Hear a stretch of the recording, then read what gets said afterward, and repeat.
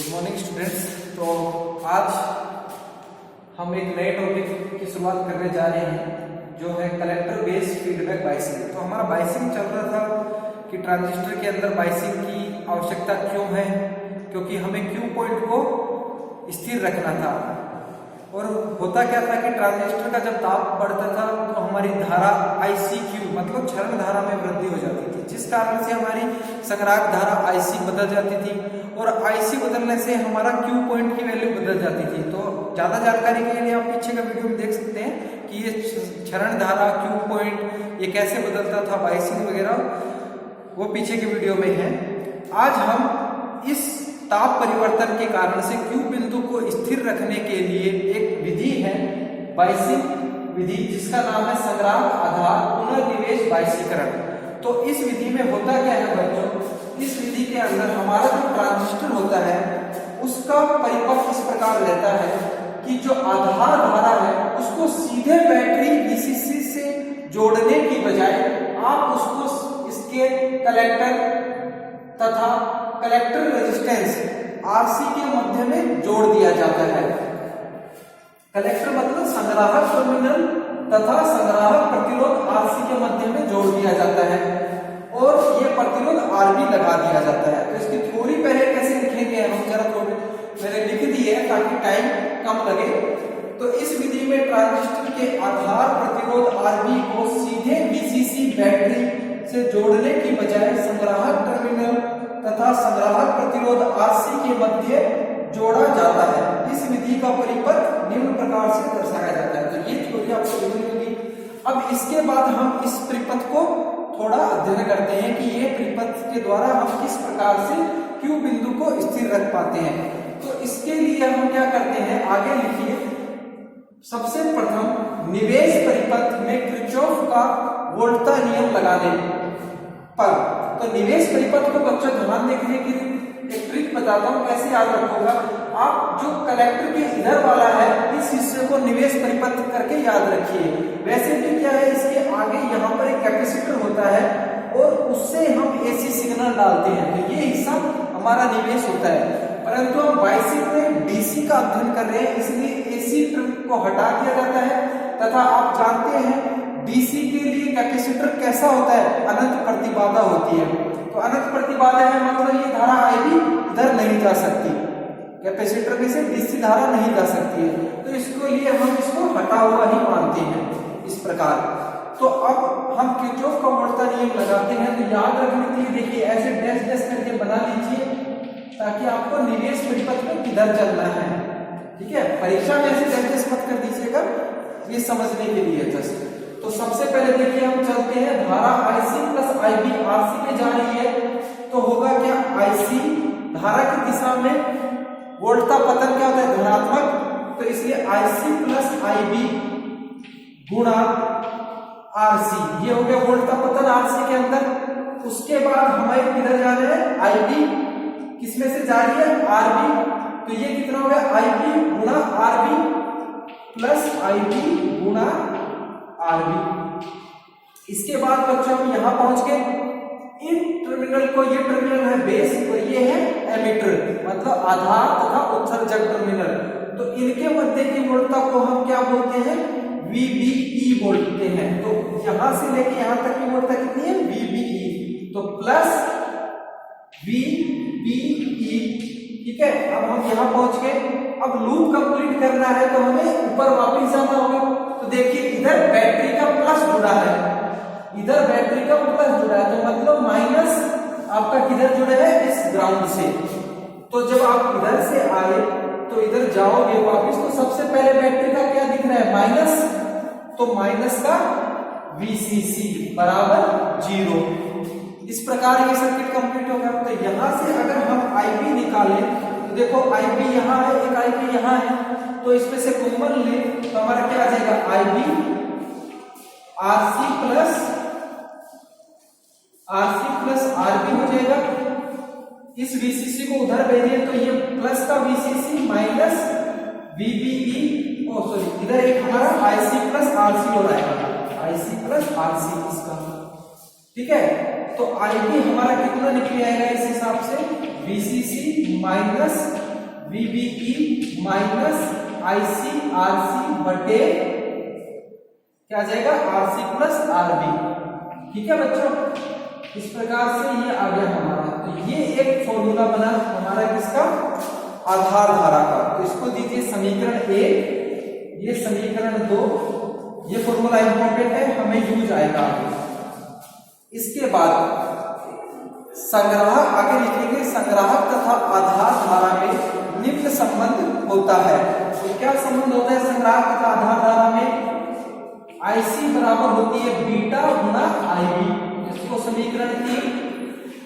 अब समीकरण 3 से IC का मान समीकरण 1 में रखने पर हम क्या करने जा रहे हैं, IB का अभी फॉर्मूला हमने IC के अंदर निकाला है, अगला फॉर्मूला IB का हम बीटा की टर्म में निकालेंगे।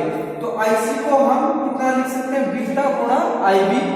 समीकरण 1 में ये मान रखें तो हमारा IB का मान कितना आ जाएगा, IB बराबर हो जाएगा, देखिए जरा यहां पर रखेंगे बीटा IB तो कॉमन आ जाएगा 1 प्लस बीटा RC और फिर IB कॉमन आ जाएगा। तो आपका सोल्व कीजिएगा थोड़ा मैथमेटिक्स, VCC माइनस VCE बटे RB plus 1 plus beta RC, इतना आएगा जब ये बात इसी में रख दोगे।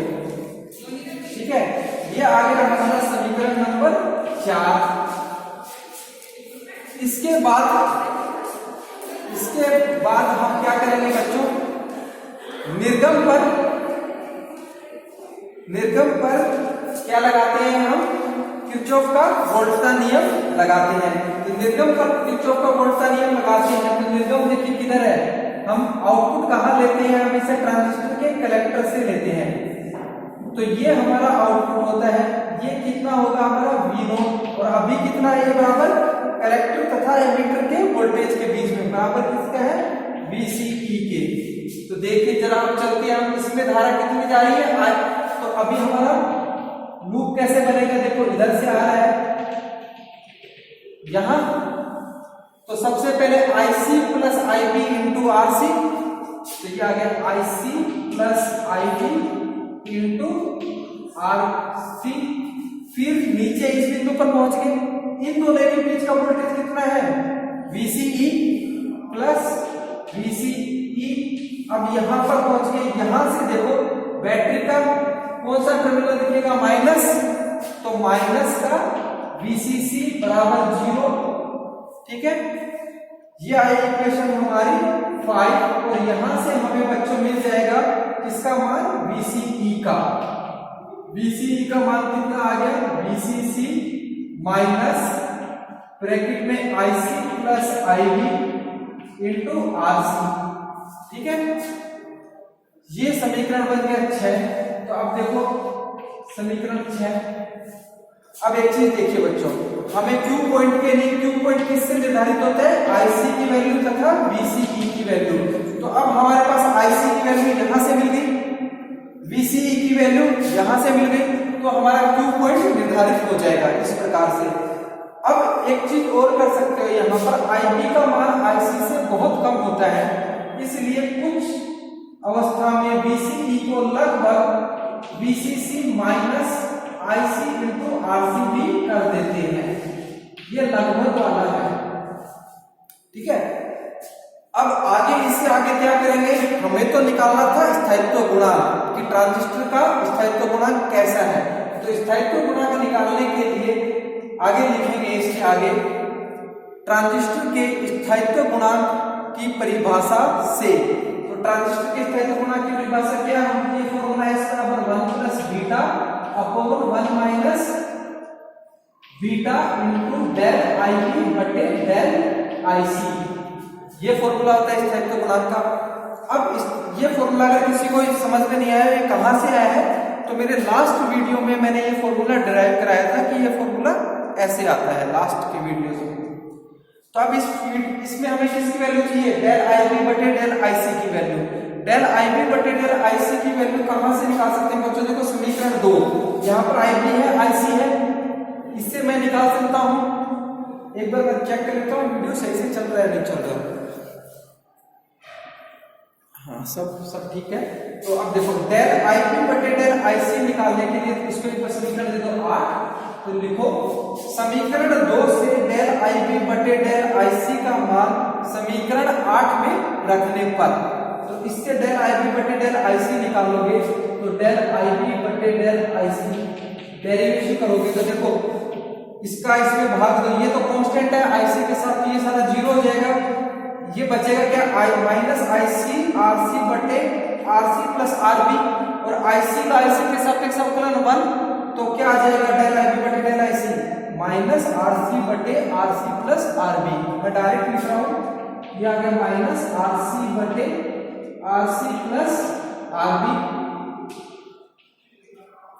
ठीक है बच्चों, ये वैल्यू आप कहां रख दोगे, इसमें रखने पर हमारा इसमें तो गुणांक s का मान मैं यहां पर लिख रहा हूं, s का मान कितना आ जाएगा 1 plus beta upon 1 plus minus था, यहां माइनस आया, माइनस माइनस मिलके प्लस आरसी बीटा बटे आरसी प्लस, देखो क्या है आरसी बीटा बटे आरसी प्लस आरबी, यह है। अब एक चीज बताओ, s का मान 1 प्लस बीटा से ज्यादा है या कम है? 1 प्लस बीटा से कम होगा, क्यों? क्योंकि ये नीचे का मान 1 प्लस कुछ आएगा, और 1 प्लस कुछ चीज होती है 1 से ज्यादा से अगर किसी में भाग देंगे तो वो कम आएगा। ठीक है, तो इसमें आगे क्या पता होगा, देखो इससे फायदा क्या हुआ, पिछली विधि हमने क्या पढ़ी थी, फिक्स्ड बायस विधि। फिक्स्ड बायस विधि में हमें स्थायित्व गुणांक मिला था s बराबर 1 प्लस बीटा, और मैंने बोला था जिस ट्रांजिस्टर के लिए s का मान जितना कम हो वह विधि उतनी उपयुक्त होती है। तो बताओ इन दोनों विधि में से किसका मान s का मान कम है? इसमें कम है, क्योंकि ये 1 plus beta divided by 1 plus something, तो ये 1 प्लस बीटा से कम आएगा। तो इसका मतलब जो हमारी संग्राहक आधार पुनर्निवेश विधि है वो नियत बायस विधि जो कल पढ़ाई थी उससे अधिक उपयुक्त है। तो इसको लिखोगे कैसे परीक्षा के लिए, जरा लिख लीजिए। उपरोक्त समीकरण से ज्ञात होता है कि ट्रांजिस्टर के स्थायित्व गुणांक का मान 1 प्लस बीटा से कम प्राप्त होता है, अतः हम कह सकते हैं कि संग्राहक आधार पुनर्निवेश विधि नियत बायस विधि की तुलना में अधिक उपयुक्त होती है। ठीक है बच्चों, एक तो ये क्वेश्चन हो गया। एक क्वेश्चन इसमें पूछा जाता है कि संग्राहक आधार पुनर्निवेश विधि पर ताप का प्रभाव दर्शाइए। तो ताप का प्रभाव दर्शाने के लिए देखिए तो इसमें क्या लिखोगे, इसके अंदर आपको क्या लिखना होगा, तो देखो इसमें लिखिए सबसे पहले, हम जानते हैं जब ट्रांजिस्टर के ताप में वृद्धि होती है तो क्षरण धारा ICQ, तो क्षरण धारा ICO, वापिस से सुनिए, जब ट्रांजिस्टर के ताप में वृद्धि होती है तो ट्रांजिस्टर की संग्राहक क्षरण धारा ICO के मान में वृद्धि हो जाती है, जिस कारण संग्राहक धारा IC का मान निम्न समीकरण के अनुसार बढ़ जाता है। तो देखो संग्राहक धारा IC का क्या संबंध होता है, बीटा IB प्लस ICO। ये बढ़ती कैसे है वो मैंने बताया है, क्योंकि अल्पसंख्यक आवेश वाहकों की संख्या बढ़ जाती है जिससे ICO बढ़ जाती है, पिछले वीडियोस में बताया है। तो देखो बच्चों, टेम्परेचर बढ़ने से ICO बढ़ी, तो इस समीकरण से देखो जब ये ICO बढ़ी है तो IC का मान ज्यादा मिलेगा। ठीक है, IC बढ़ गई है। अब आगे देखिए, आगे क्या लिखोगे, परंतु संग्राहक आधार पुनर्निवेश विधि में संग्राहक धारा के मान में वृद्धि होने पर आधार धारा का मान समीकरण 2 के अनुसार कम हो जाता है। ध्यान दो, ICO बढ़ी तो मतलब IC बढ़ गई, परंतु बच्चों IC बढ़ी है तो समीकरण 2 से देखो IC बढ़ने पर IB का मान कम हो जाएगा, क्योंकि ये घटा रही है माइनस में है, तो IB घट जाएगी। ठीक है, अब आगे लिखो, आधार धारा के मान में हुई यह कमी समीकरण 3 के अनुसार संग्राहक धारा के मान में कमी कर देगी। देखो अब इसको समझने की बात है, पहले ICO बढ़ी तो उससे IC बढ़ गई, परंतु समीकरण 2 ने क्या किया, IB को घटा दिया। अब IB घटा दिया तो समीकरण 3 से क्या हो, जब IB घट गई तो IC वापस घट गई, तो नेट क्या हुआ, जो बढ़ा हुआ मान वापस से घट के उन्हें उसी पर आ गया।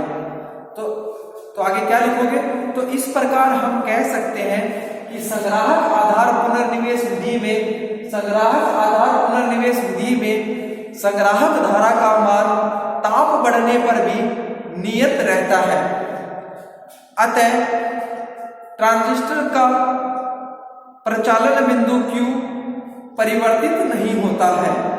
ठीक है बच्चों, ये विधि समझ में आई हो तो अच्छा लगे तो लाइक कीजिए, शेयर कीजिए, सब्सक्राइब कीजिए। और इन दो विधि के ऊपर कल मैं कुछ न्यूमेरिकल कराऊंगा, एक तो नियत विधि पर और एक हमारी संग्राहक आधार विधि पर। Thank you for watching.